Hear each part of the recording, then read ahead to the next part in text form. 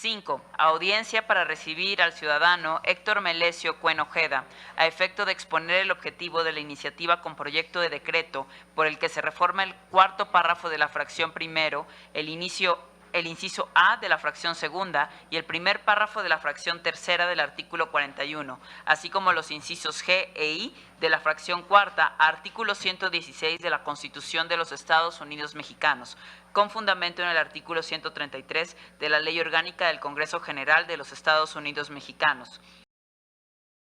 Le damos paso a la audiencia del ciudadano Héctor Melesio Cuen Ojeda, a efecto de exponer el objetivo de la iniciativa con proyecto de decreto por el que se reforma el artículo cuarto párrafo de la fracción primera, el inciso A de la fracción segunda y el primer párrafo de la fracción tercera del artículo 41, así como los incisos G y de la fracción cuarta del artículo 116 de la Constitución Política en materia de financiamiento a partidos políticos, con fundamento en el artículo 133 de la Ley Orgánica del Congreso de los Estados Unidos Mexicanos. Adelante, ciudadano Héctor Melesio. Sea usted bienvenido a esta comisión de puntos constitucionales. Muchas gracias, presidente y secretarias, así como también a las compañeras y compañeros senadoras y senadores que se encuentran aquí. Gracias por permitirnos estar aquí y sobre todo ejercer un derecho ciudadano, un derecho en torno a una reforma que se dio en el 2012, donde, entre otros cambios, se aprobaron todo lo que son hace un rato ustedes lo estaban discutiendo, lo que es la consulta popular, que por cierto, nosotros hoy cumplimos 5 años exactamente. Fue un 25 de septiembre del año 2014, un día antes de Ayotzinapa, cuando nosotros presentamos la primera iniciativa ciudadana. Después de esa reforma del 2012, que repito, también se aprobaron la iniciativa preferente, lo que son las candidaturas independientes, la propia consulta popular, entre otros cambios muy importantes que se dieron.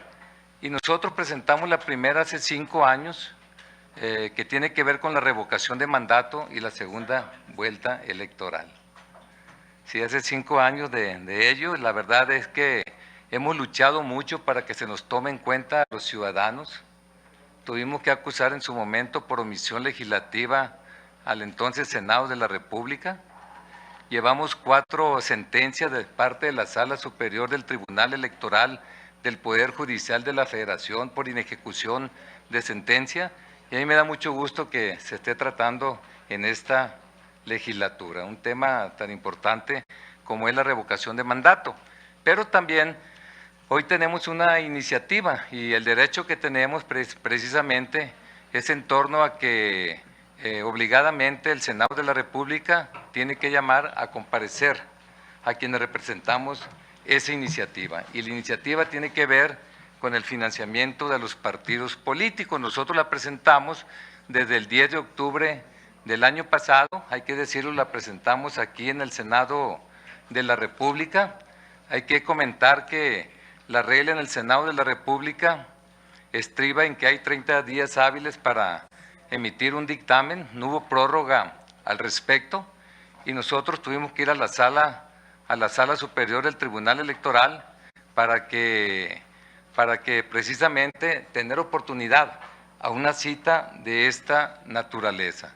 Yo celebro que los ciudadanos tengamos la oportunidad de la iniciativa ciudadana. Se dice fácil la revocación de mandato. Hace 5 años trajimos más de 227,000 firmas. En ese tiempo eran 104,000 firmas las que se necesitaban nada más para cumplir con el artículo 71 de la Constitución de México, que es el punto 13% de la lista nominal. Y esto es en todo México y nosotros lo trajimos de puros sinaloenses. Hoy, en esta iniciativa, tenemos un poco más de 221,500 firmas y tiene que ver con algo que la gente no quiere. Y la gente lo que no quiere es que haya tanto derroche de parte de los partidos políticos en lo que se refiere el dinero público. Eso es algo fundamental. Vieran que nosotros no batallamos nada para cuando tocamos la puerta de una casa y explicamos la iniciativa, la gente rápidamente nos firma, nos da su credencial de elector para que vaciemos la clave, así como también pone su nombre y firma de manera idéntica. Lógicamente que todo esto tiene que ser validado por el Instituto Nacional Electoral. Y eso fue lo que nosotros hicimos para lo que tiene que ver el financiamiento de los partidos políticos. Ya lo dijo el senador presidente, es el artículo 41 y el artículo 116. Punto principal, que cambie la fórmula en lo que es el financiamiento para los partidos políticos, para calcular su bolsa. Sabemos nosotros que es constitucional, que es el 65% de la UMA, por el padrón electoral de México. Y en ese tenor nosotros estamos proponiendo que baje a un 30%, pero además estamos proponiendo que haya una disminución en lo que tiene que ver, aparte de lo nacional, desaparezca el doble financiamiento.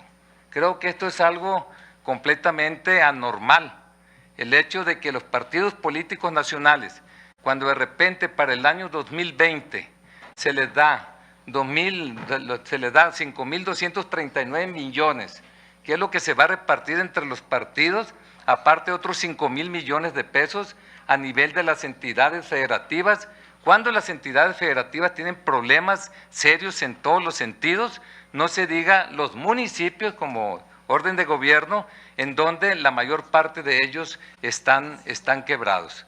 Y en ese tenor estamos haciendo esa propuesta nosotros. Quiero comentarles que en efecto hay muchas propuestas en este momento. Nosotros hicimos un estudio de lo que existe en este momento en el Congreso de la Unión. En los últimos 10 años se han presentado en el Congreso de la Unión más de 40 iniciativas, específicamente eran 43, posiblemente llegaron más, para reducir la prerrogativa de los partidos. 25 han sido desechadas, 15 están pendientes, 3 son retiradas por sus proponentes, 7 fueron del PAN, 7 de Morena, 6 del Verde, 6 del PRD, y con 4 cada una, el PT, el PES y el PRI. Como ven ustedes, esto desde hace muchos años. Existe la inquietud desde 1996, cuando se hizo la reforma político-electoral, que esto fue un papel fundamental, o juega un papel fundamental.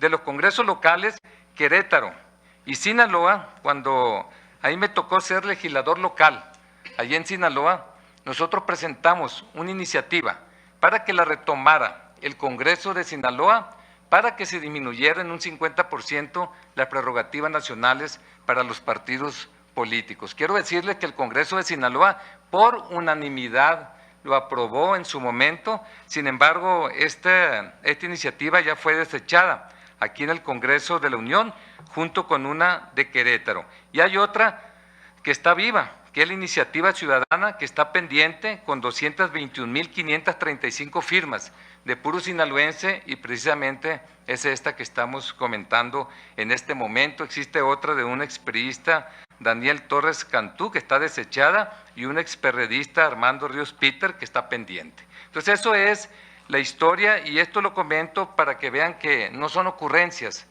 Esto es algo que ha sucedido prácticamente desde que se aprobó de manera formal en 1996. Cabe decir que el 77, en una reforma que propuso Reyes Heroles, comenzó lo que es el financiamiento de los partidos políticos. Sin embargo, todo fue discrecional hasta 1996. Pero cabe decir también que en ese 1996, cuando se aprobó esto, fueron 16 millones de pesos lo que fueron las prerrogativas para los partidos políticos. 11 años después fueron 40 millones de pesos.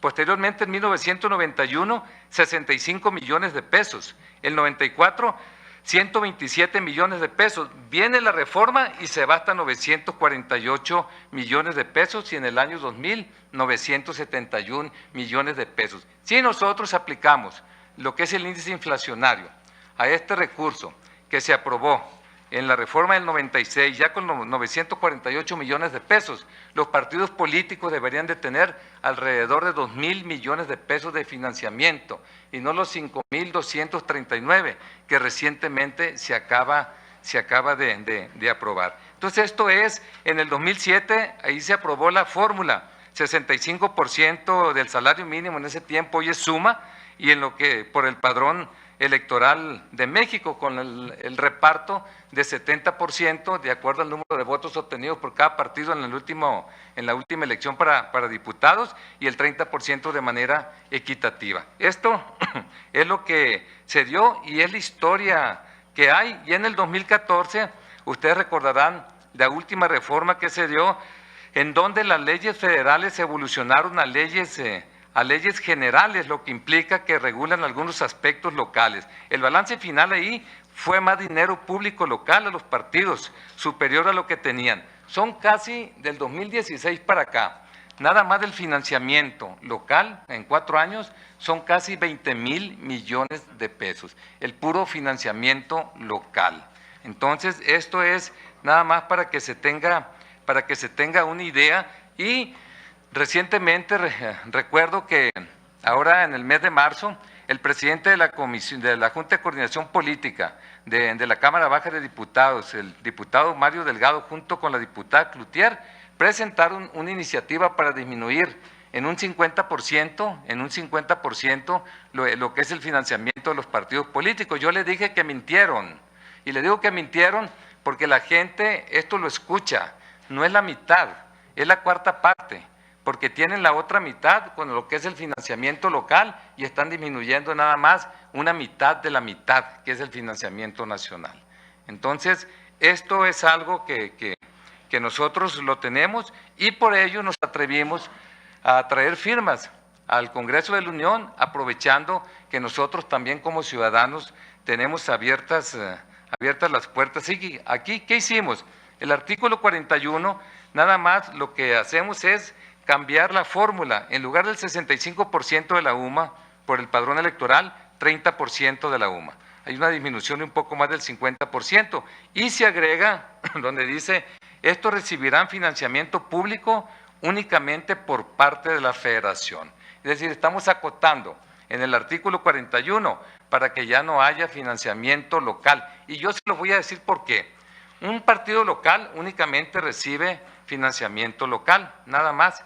Y un partido nacional, vamos a suponer, al partido Morena le van a dar en el 2020 un poco más de 1.700 millones de pesos, ¿no? En lo que es el PAN, lo que es el PRI, cerca de 900 millones de pesos.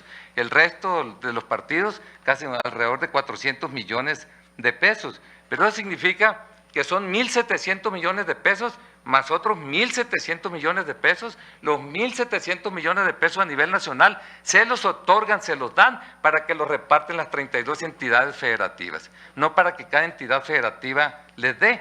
Un partido local únicamente recibe en lo local, no recibe a nivel nacional la proporción que ocupa ese estado en el financiamiento nacional. Entonces, desde ahí no hay suelo parejo, hay inequidad en todos los sentidos, y por ello esto no tiene lógica. Creo que se ha abusado en lo que tiene que ver lo que es la utilización del dinero público, del dinero del pueblo, para el gasto irracional en el caso de los partidos políticos. Tenemos otro cambio en el renglón que dice que los partidos políticos nacionales tendrán derecho al uso de manera permanente a los medios de comunicación social, se agrega, estos tendrán derecho únicamente a los tiempos que les corresponde de la Federación.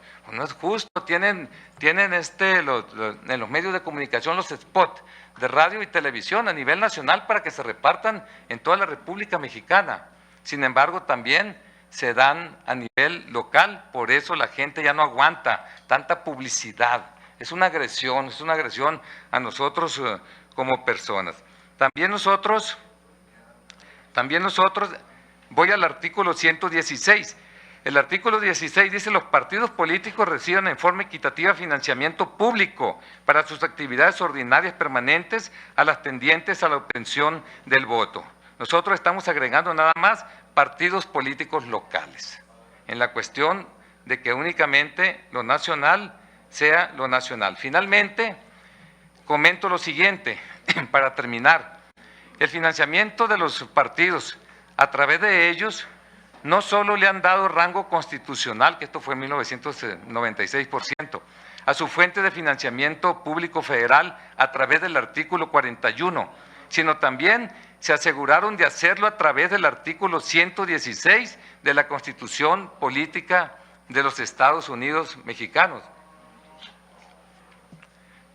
Al mandatar a las entidades federativas a beneficiarse de un doble financiamiento a través de presupuestos estatales. Con ello queda claro y legitimado de facto la inequidad en la competencia para los partidos locales. Por ello proponemos se elimine el doble financiamiento público a los partidos políticos, se elimine también los derechos por el uso de los tiempos de radio y televisión a los partidos políticos nacionales que corresponden a cada una de las entidades federativas. Es decir, que solamente reciban esta prerrogativa de la federación, pero no de las entidades federativas. Solo así se ahorrarían millones de spots de radio y televisión que se transmiten durante las campañas electorales a los hogares mexicanos. Si nosotros, termino con esto, sacamos cuentas de lo que son las prerrogativas en este momento para los partidos políticos nacionales, encontraríamos que si se acepta una iniciativa de esta naturaleza, tendríamos un ahorro de casi 7.500 millones de pesos al año. 7.500 millones de pesos al año, y si es época electoral, más de 10.000 millones de pesos. De tal manera que hace falta dinero al país y creemos nosotros que hay un derroche muy grande con respecto a los partidos políticos, porque nosotros nos hemos convertido en juez y parte. Los diputados, los senadores, yo en lo personal cuando he estado en la Cámara, quiero decirles que defendemos, pues lógicamente, nuestra casa, nuestros partidos, pero desde nuestro punto de vista se nos ha pasado la mano con respecto a lo que es el financiamiento. Ese es el argumento del por qué nosotros presentamos esta iniciativa ciudadana. Es cuanto. Muchísimas gracias. Muchas gracias. Escuchamos muy atentamente la propuesta de Héctor Melesio Cuen Ojeda. Vamos a darle el uso de la palabra si algún senador o senadora quiera hacerlo de la comisión o de los que son del estado de Sinaloa, con mucho gusto. Senadora Imelda, adelante. Bueno, muchas gracias, doblemente gracias porque no estoy en la comisión. Pero bueno, me quedé después de la reunión de Comisiones Unidas, justamente por el interés que tenemos en el tema. Yo le doy la bienvenida al maestro Cuen Ojeda y al doctor Antonio Corrales, paisanos también de allá de Sinaloa, y efectivamente, bueno, a mí me consta el interés que el maestro Cuen ha tenido en la historia legislativa de Sinaloa. Me tocó incluso fuimos compañeros en la misma legislatura, donde efectivamente se presentaron, y coincidimos, de hecho, siempre hemos coincidido en esos temas de la democracia directa. Son de los pioneros ellos en temas de revocación de mandato y en consulta popular. Solo quiero pues comentar que efectivamente coincidimos como Morena en este tema de la urgente necesidad de reducir el financiamiento a los partidos políticos. Aquí en el Senado de la República hay alrededor ya, creo, vigentes de 10 iniciativas que se han presentado en esta materia, y pues estamos también esperando a que la Cámara de Diputados, en tanto Cámara de Origen, pueda resolver en este tema, recibir la minuta y pues poder trabajar. Me parece que estas aportaciones que está haciendo el maestro Cuen a este debate es muy importante y que debemos de considerarlo en estos tiempos, que yo supongo que tendrá que ser en este periodo ordinario de sesiones, que habremos de legislar en esta materia. Y me parece interesante el planteamiento adicional que él hace de que también se le meta tijera a las prerrogativas estatales de los partidos políticos. Yo tengo que decir con pena, pero que en Sinaloa existe también la prerrogativa municipales, o sea, cuando los municipios viven una situación financiera sumamente complicada, pero creo que es el único estado de la República ya en donde hay prerrogativas municipales a los partidos políticos. Entonces estamos hablando de una triple financiamiento público a los partidos. Esto tiene que terminar. Entonces, pues habría que trabajar en una reforma a fondo para que podamos valorar también el planteamiento adicional que ellos hacen del financiamiento estatal. Entonces yo les doy la bienvenida, les agradezco a los integrantes de la Comisión de Puntos que me hayan permitido la palabra, y bueno, pues bienvenidos y analizar todos estos temas y a considerar las propuestas que ustedes hacen junto con el resto de iniciativas y en su momento la minuta que pueda venir de Cámara de Diputados. Muchas gracias, presidente. Gracias, senadora. Si no hay más participantes, vamos a despedir al maestro Melesio. Muchas gracias por su presencia y el desahogo importante de sus consideraciones políticas constitucionales.